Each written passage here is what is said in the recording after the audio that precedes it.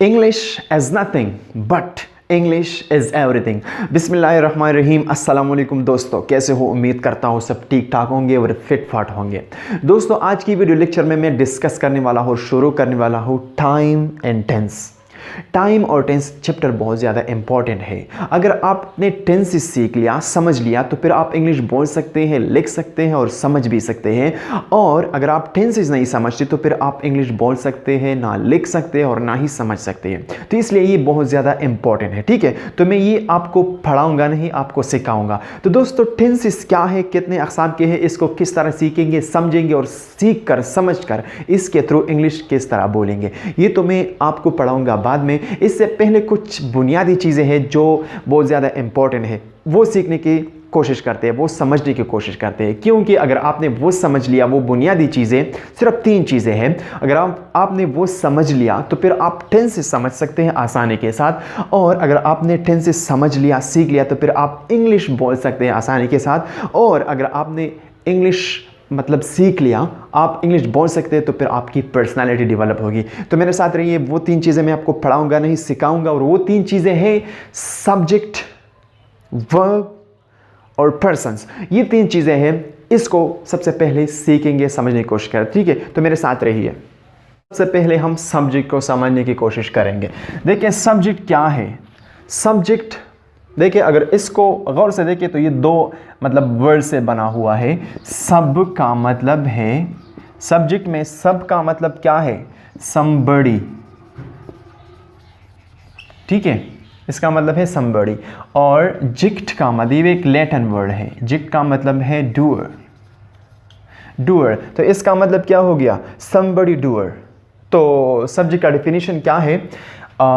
doer word, a doer word is called a subject in English sentence। ये है definition subject का। बिल्कुल बच्चों की तरह अगर समझने की कोशिश करें, ठीक है। या हम ऐसा भी कह सकते हैं कि the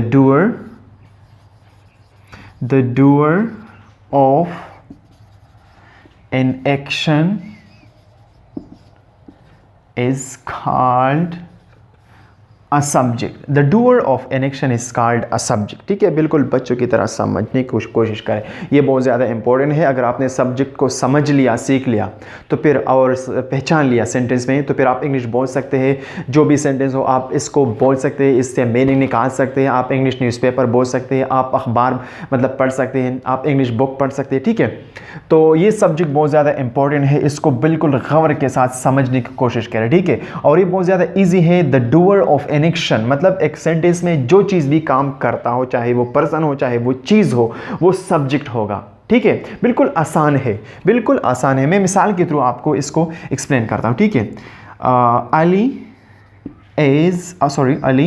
goes to school daily.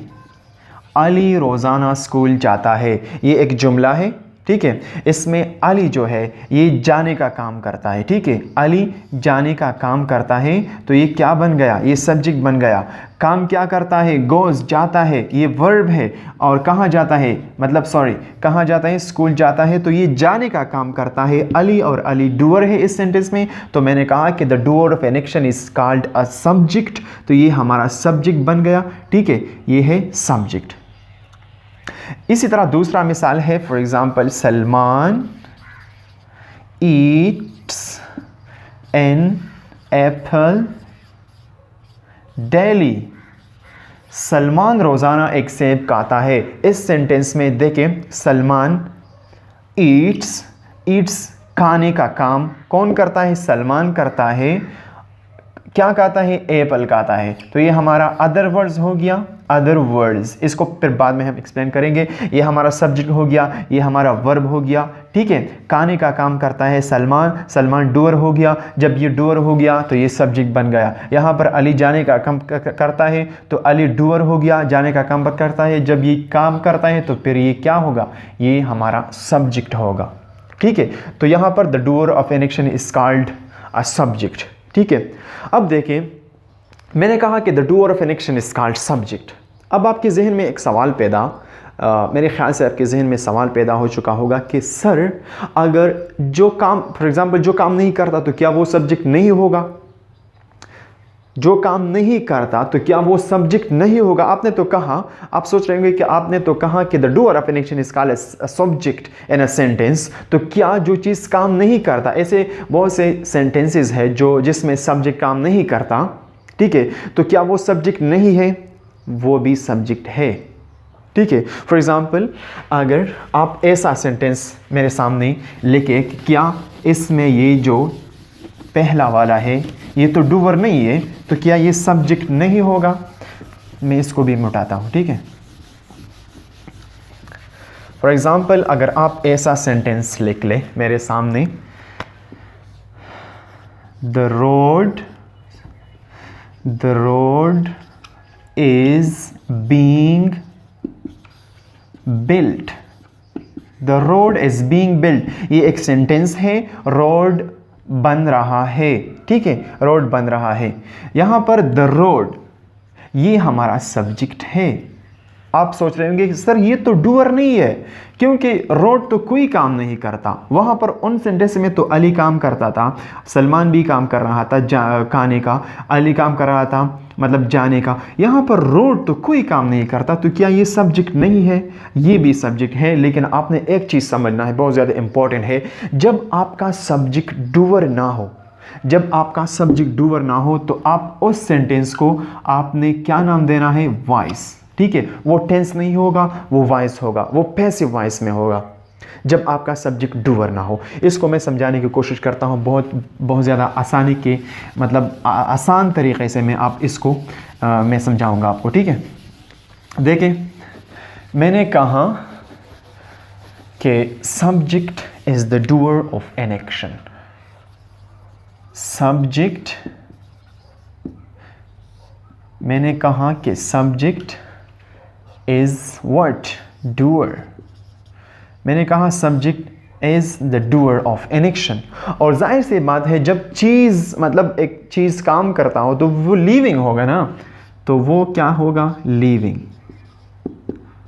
तो सब्जेक्ट डूअर भी होता है और लिविंग भी होता है।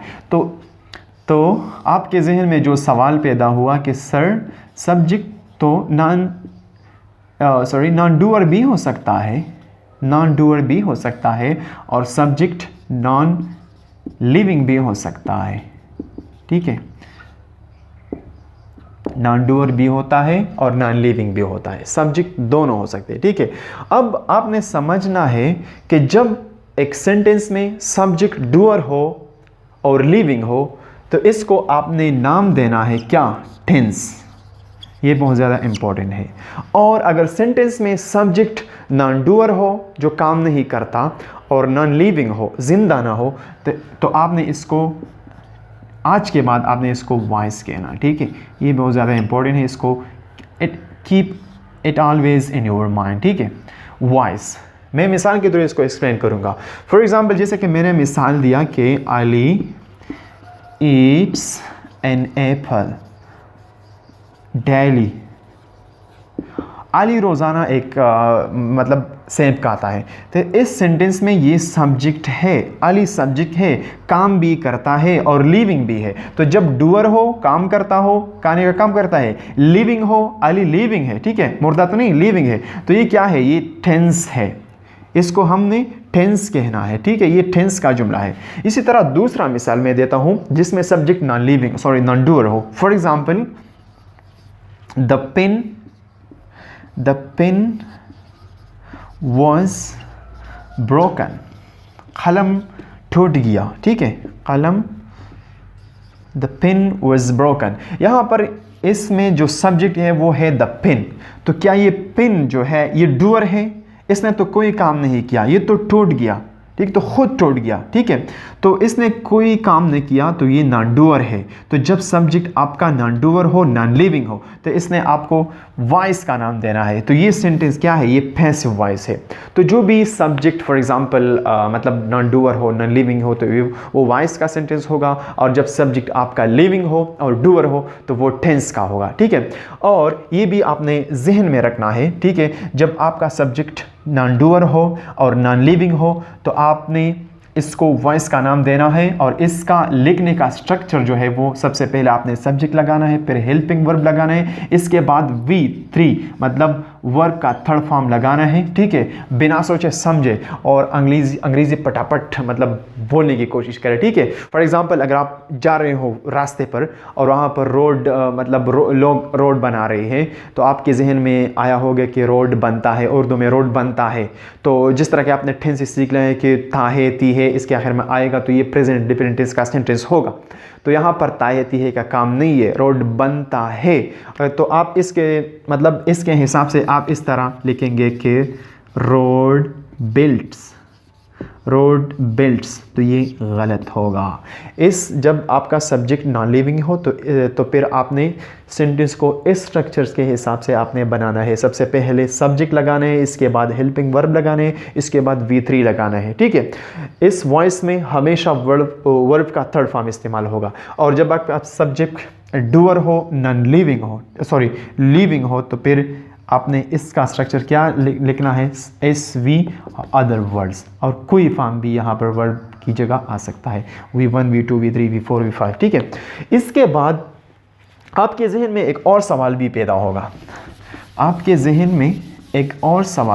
होगा, वो भी मैं क्लियर करने की कोशिश कर रहा हूँ। आप सोच रहे होंगे कि सर अगर सब्जेक्ट डूअर हो लेकिन लिविंग ना हो, फॉर एग्जाम्पल अगर एक सब्जेक्ट डूअर हो, for example the sun rises in the east, the sun rises in the east, इस सब्जेक्ट में सन तो काम करता है, निकलता है। ठीक है, लेकिन ये नॉन लिविंग है, डूअर है लेकिन नॉन लिविंग है। तो ये सेंटेंस मतलब टेंस का होगा या वॉइस का होगा। तो देखिए यहाँ पर मैं अगर परसेंटेज इसको दूँ 90%, 10%, तो यहाँ पर द सन जो है ये डूअर तो है, तो परसेंटेज किसका सिवा है, नॉन लिविंग का सिवा है या डूअर का। तो डूअर का परसेंटेज 90 है, नॉन लिविंग का परसेंटेज यहाँ पर 10 है।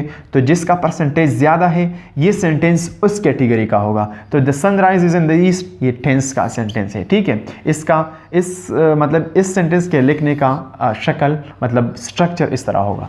अब दूसरा सेंटेंस है जिसमें सब्जेक्ट लिविंग तो हो लेकिन नॉन डूअर हो। फॉर एग्जाम्पल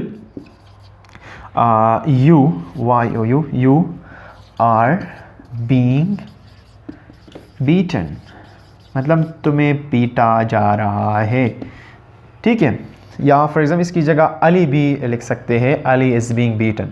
ठीक है, फॉर एग्जाम्पल मैं यहाँ पर अली लिखता हूँ, अली इज़ बीइंग बीटन। इस सेंटेंस में अली कोई काम नहीं करता, although it's a living subject but काम नहीं करता, नॉन डूअर है और लिविंग है। तो जब सब्जेक्ट नॉन डूअर हो लेकिन लिविंग हो तो फिर वो सेंटेंस किस कैटेगरी में आप डालेंगे। यहाँ पर परसेंटेज को देखें, नॉन डूअर का परसेंटेज 90 है तो नॉन डूअर का मतलब ये वॉइस मतलब होगा। तो वॉइस ये सेंटेंस आप इस शक्ल में लिखेंगे।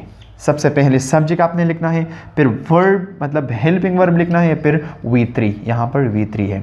तो ये है सब्जेक्ट। इसके अलावा सब्जेक्ट जो है ये बहुत ज़्यादा डिटेल से मतलब तकरीबन 7-8 क्लासेस ये लेगा अगर मैं तफसील से इस पे बात करूँ। लेकिन सबसे पहले मैं सिर्फ उतना ही आपको पढ़ाऊँगा, सिखाऊँगा जो जितना मतलब टेंसेस में आपका हेल्प करेगा। ठीक है, तो इस इंशाल्लाह नेक्स्ट वीडियो में मैं वर्ब को डिस्कस करूँगा कि वर्ब क्या है और हेल्पिंग वर्ब क्या है और ये आपका टेंस में किस तरह हेल्प करेगा। Thank you so much and please wait for the next lecture. Thank you so much.